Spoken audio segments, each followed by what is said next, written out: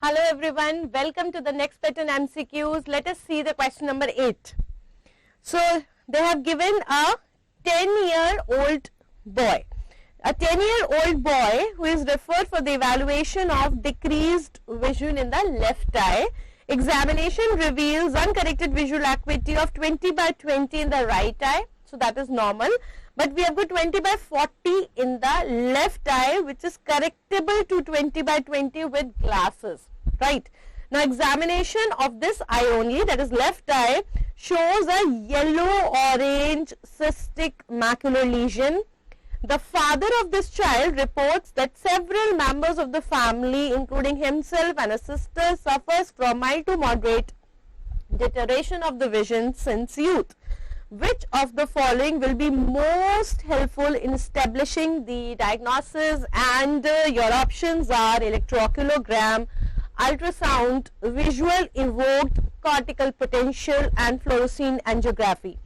Now before telling the answer, look at this image. What is this? So if you look at this, this is your optic disc and the vessels. So this area is actually the macular area, and the macular area is showing you the egg-like lesion. Vitelliform lesion is there over the macula, and this is seem to be a genetic disorder because the father is having, several other members are also having, and he has passed on to the siblings. So it is a autosomal dominant disorder. So we are having a macular dystrophy where I am having a vitelliform lesion, and which is autosomal dominant. So what is this? Therefore it is actually the best vitelliform. Therefore it is nothing but the best vitelliform macular dystrophy. Now if I talk about this best vitelliform macular dystrophy, it is a kind of macular dystrophy that is second most common. It is not the most common.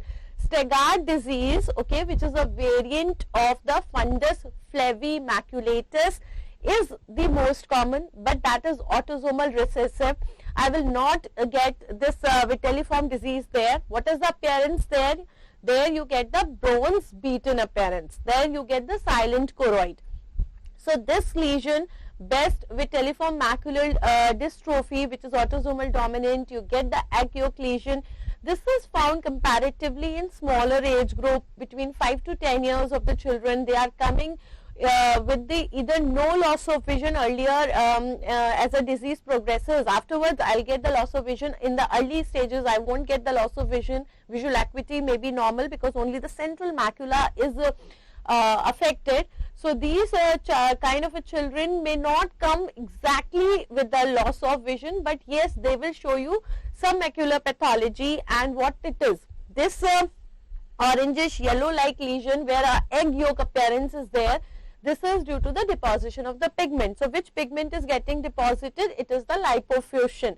Lipofuscin pigment is getting deposited between the this RPE layer. So this pigment layer is actually getting deposition of lipofuscin, which is a golden yellow color. So instead of the normal appearance, this is giving me a egg yolk appearance. Now this best vitelliform appearance is actually after the previtelline stage. Earlier we have got a previtelline stage also, where I do not have this kind of egg yolk appearance, and then we have got the scrambled egg appearance where you get even the distortion and disruption of this egg yolk appearance. So now you are sure that this is actually your best vitelliform macular dystrophy. So what is the best investigation for this best disease? Remember the dictum, best test for the best disease. So certainly it is the EOG. So certainly it is the EOG, and you know that definitely it is the only macular dystrophy where EOG is actually abnormal. You get the abnormal EOG, but we get the normal ERG. So whenever it comes to the diagnosis of the best disease, it is actually the EOG. Will you do the ultrasound? No, ultrasound will not be able to delineate the macula. It is for the basically posterior segment diseases, the detachments, the hemorrhage, all these kind of things.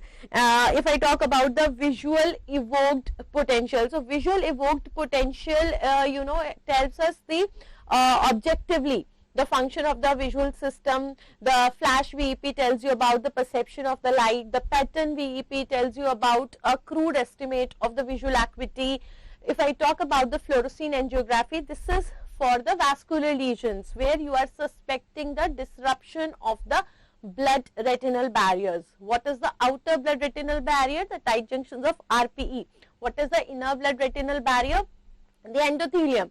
So when we are dealing with the diabetic retinopathies, or I am dealing with CSR, CME, ARMD, there I will be doing this fluorescein angiography. So we are interested in EOG, and we can do it in the dark adapted state also, in the light adapted state also, and we can take the ratio, and that ratio is called as Arden index. So all these are again very important questions that could be asked in relation to this. Here they have asked you just EOG, but giving you the same kind of a theory, they can ask all the other things also that we have actually discussed in this question. So I think we have discussed quite a lot about this Behr's disease, and going by this one by one question, you must be learning the art and the clinical approach to deal such type of questions. So I hope you are learning and you are getting confidence in solving more and more clinical questions. If you like this, please do like the video. Please do subscribe to the channel. That is very, very important, because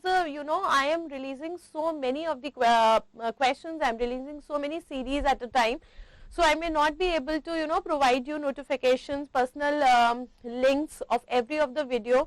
So please do get subscribed to the channel so that you do not miss any important thing that we are posting for you. And please do share the video with those amongst which you feel must be benefiting from this video.